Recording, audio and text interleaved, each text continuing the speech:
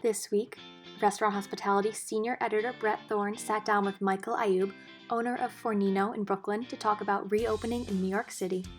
You are the first chef or restaurateur that I've spoken to since indoor dining opened on September 30th. It is now October 2nd. Have you started taking guests into the restaurant, or are they still eating outside? We have, but the reality is the weather still is pretty nice. Mhm. So, I think that people are still, we have the outside space in the front also that the city gave us in the street. So between the backyard area and the front yard area, we still have a good amount of seats.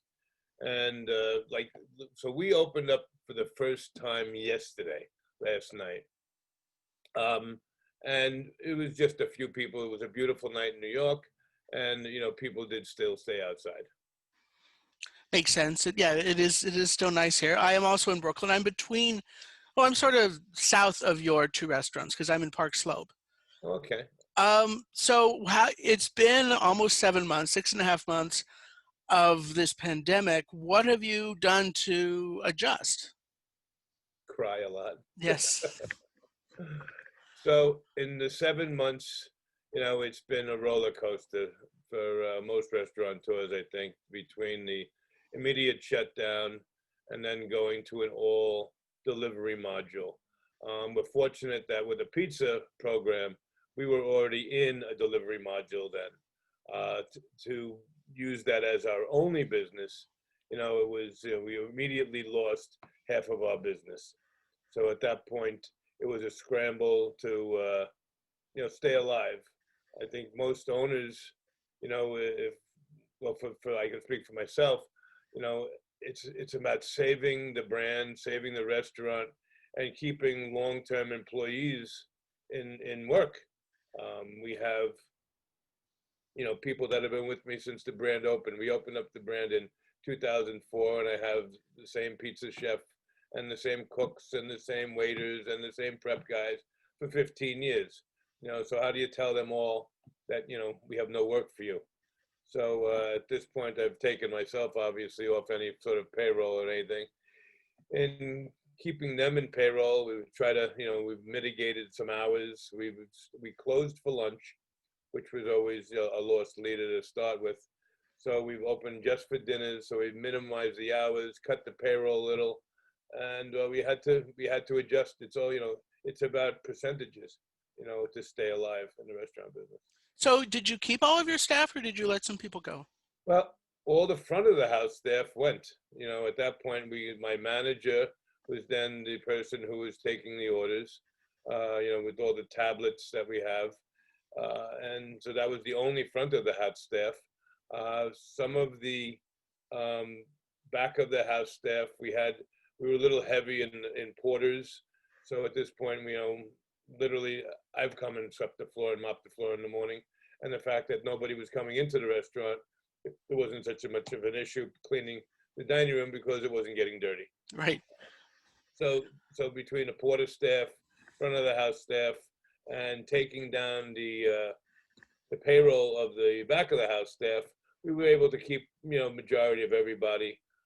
It was very important. In the restaurant business, we use the word family a lot. Mm-hmm. So how can you tell certain family members that you have nothing for them while others get something? So everybody got something. So what have you been delivering your own pizza? Have you always been delivering your own pizza, or do you use third-party? We always did deliver our own pizza. It's only recently that we have these other apps that deliver pizza also, only for the fact that we couldn't keep up with the delivery business. We have 5 guys on bicycles. So our radius is just about a mile from our store. So whereas the other apps like Caviar or DoorDash or whatever, these people are coming in cars and our radius is bigger. So you can expand your audience and get pizza Absolutely. to more people. Sure. What other adjustments have you had to make? You've done a lot. You closed for lunch. You had to let your front of the house staff go. Did you do anything in terms of changing the types of pizza you were offering? Did you cut down on what was available, that kind of thing?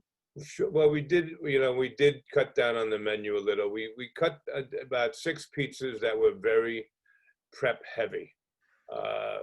and we took them off of the menu. I mean, and then we cut a few of the appetizers. There was some platters that we were doing that it was really more specific for the dining room.